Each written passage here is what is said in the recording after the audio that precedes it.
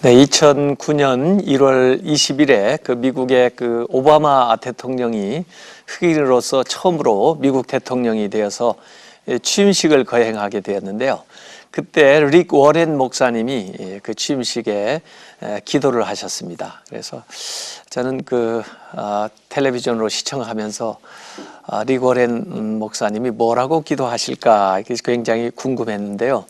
우선 역사를 주관하시는 하나님께 감사드리고 또 미국 역사에 흑인으로서 이렇게 미국 대통령이 된 것을 감사하고, 그리고 그 오바마 대통령에게 지혜와 또 지도력과 또 건강을 달라, 그리고 인류가 평화할 수 있는 그런 시절이 오게 해달라, 그런 기도를 하고요.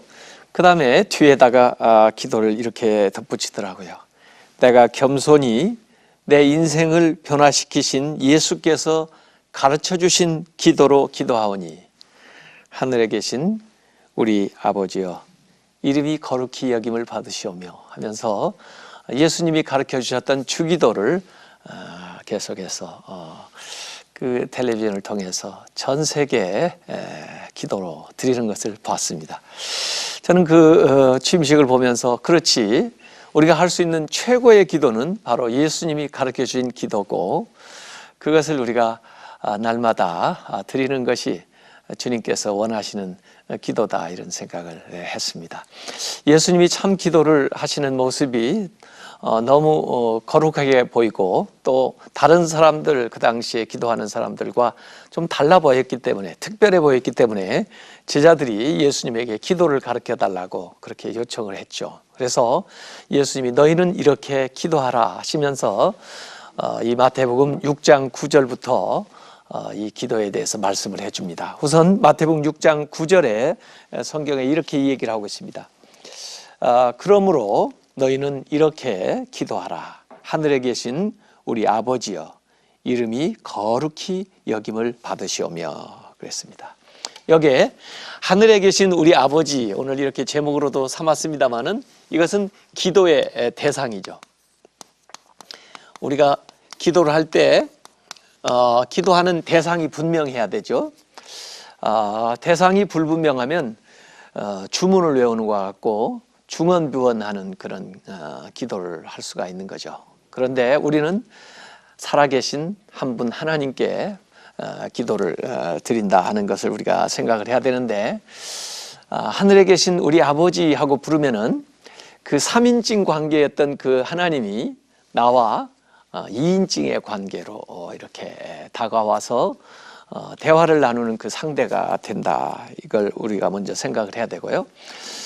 이 원어 헬라어 어순에 의하면은 우리말로는 하늘에 계신 우리 아버지지만은 아버지, 파테르 먼저 나와요. 아버지, 아버지를 먼저 부르는 거죠. 그리고 하늘에 계신 우리, 이렇게 어순으로 되어 있는데 하나님을 아버지라고 부르는 겁니다. 하나님을 아버지라고 부르면은 하나님과 나와의 관계가 설정이 되죠. 하나님은 나의 아버지고 나는 따라서 하나님의 이제 아들이, 또 하나님의 딸이 되는 그런 특별한 위치에 놓이게 되는 거죠. 로마서 8장 15절 16절에 바울은 이런 말씀을 하셨습니다. 너희는 다시 무서워하는 종의 영을 받지 아니하고 양자의 영을 받았으므로 우리가 아빠 아버지라 부르짖느니라. 성령이 친히 우리의 영과 더불어 우리가 하나님의 자녀인 것을 증언하시나니 그랬습니다. 우리가 기도할 때 하나님의 자녀라고 하는 그런 분명한 정체성을 가지고 기도를 하는 겁니다. 이 자녀가 부모 앞에 당당하잖아요. 또 뭘 요구할 때 자연스럽게 또 자유스럽게 무엇이든 이야기할 수 있잖아요. 왜냐하면 나의 아버지한테 이야기하는 것이니까. 그래서 우리의 기도는 이렇게 시작을 하고 있습니다. 사실 원래 이 마태복음을 잘 읽어보시면 아버지가 시작할 때 이렇게 부르고, 그 다음에 마지막 끝날 때 주기도에 2번 이렇게 나와 있어요. 그런데 요새 이제 새롭게 번역을 하면서 중간에 3번을 더 집어넣어 가지고 아버지라는 말이 5번 나와 있습니다.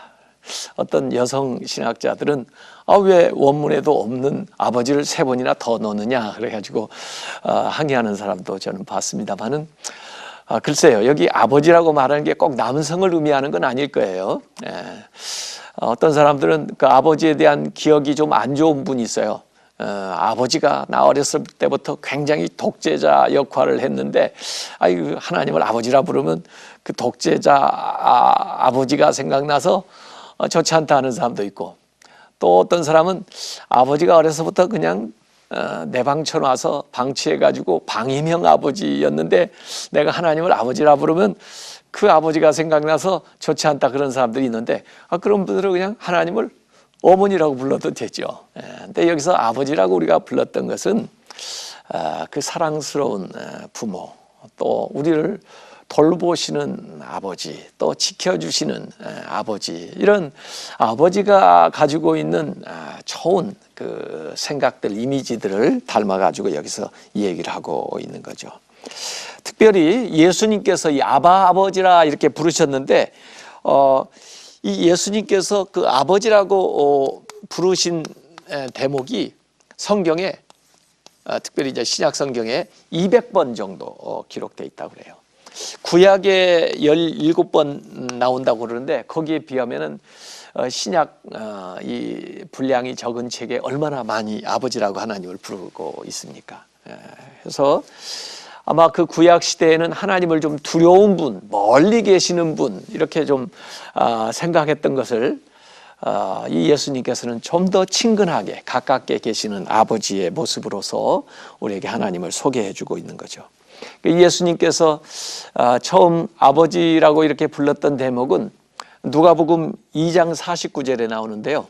어렸을 때 그 예루살렘 성전에 갔다가 예수님을 잃어버린 적이 있었잖아요. 그때 부모님이 찾고 나중에 예수님을 만나게 됐을 때 예수님이 하신 말씀이에요. 내가 내 아버지 집에 있어야 할 줄을 알지 못하셨나이까, 이렇게 말씀한 대목이 나와요. 나중에 예수님 이제 사역을 마치실 때 겟세마네에서 기도하실 때에도 아버지여, 만일 아버지의 뜻이거든 이 잔을 내게서 옮기시옵소서.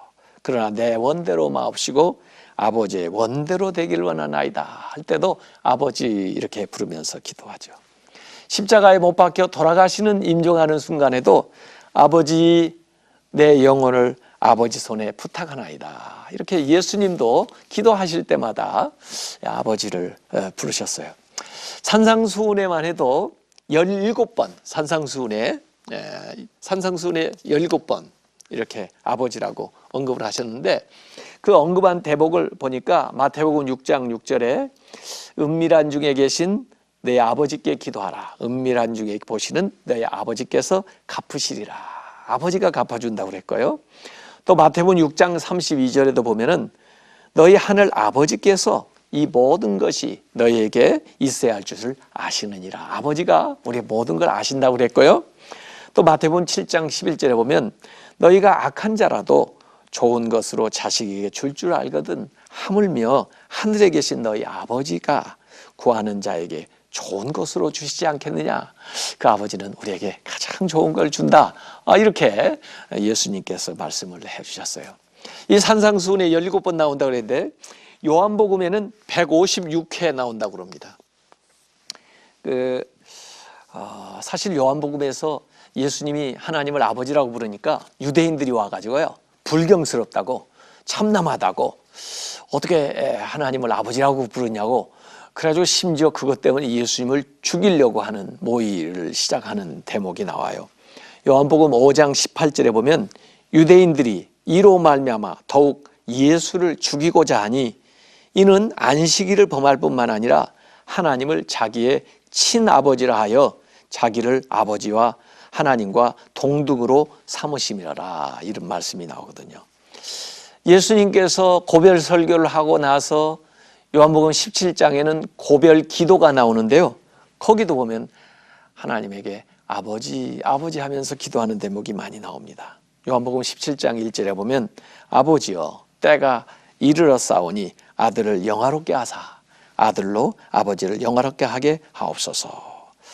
또 17장 6절에 보면 세상 중에서 내게 주신 사람들에게 내가 아버지의 이름을 나타내었나이다 해서 예수님께서 이 세상에 오셔서 하신 사역들이 전부 하나님이 아버지 되신 것을 우리에게 이렇게 보여주신 거예요. 그래서 어린아이들 데리고 왔을 때 예수님이 그들을 안고 축복을 해주시는 모습도 아버지 하나님을 보여주는 거고요. 오병이의 이적을 행해서 많은 사람들에게 먹여주는 그 이적도 사실 알고 보면 아버지 하나님을 보여주는 거고요. 또 그들의 병을 고쳐주고 또 기적적인 일을 행해서 그들을 살리고 하는 이 모든 일들도 가만히 보면은 아버지 되신 하나님을 보여주는 거죠. 이 탕자의 비유에도 보면은 그 아버지의 그 마음을 우리에게 가르쳐주고 있잖아요. 그래서 예수님이 소개하신 그 하나님은 그 아버지, 사랑이 많으신 우리를 또 돌보시는 그 하나님을 이렇게 예수님의 삶에서 보여줬다 볼 수 있어요. 그런데 예수님의 생애에서 딱 유일하게 하나님을 아버지라고 부르지 않고 그냥 하나님 이렇게 부른 대목이 있더라고요. 그건 십자가에 못 박혀 돌아가실 때 엘리 엘리 라마 사박다니 하실 때 하나님 하나님 어찌하여 나를 버리셨나이까. 그때는 아마 우리의 죄에 대한 그 형벌 그것을 대신 받으시기 때문에 엄유하신 그 하나님을 부르기 때문에 그러지 않았나 저는 그렇게 생각하는데 그 외에는 전부 다 아바 아버지, 특별히 아바라고 부를 때는요 어린아이가 자기 아버지를 부를 때 처음 이 언어를 배우기 시작할 때 아버지보다도 더 친숙한 말이 아바지요. 그래서 예수님께서는 그렇게 더 정감 있게 또 가까이 또 우리의 원초적인 그 언어를 통해서 하나님을 부르도록 그렇게 얘기를 하셨습니다.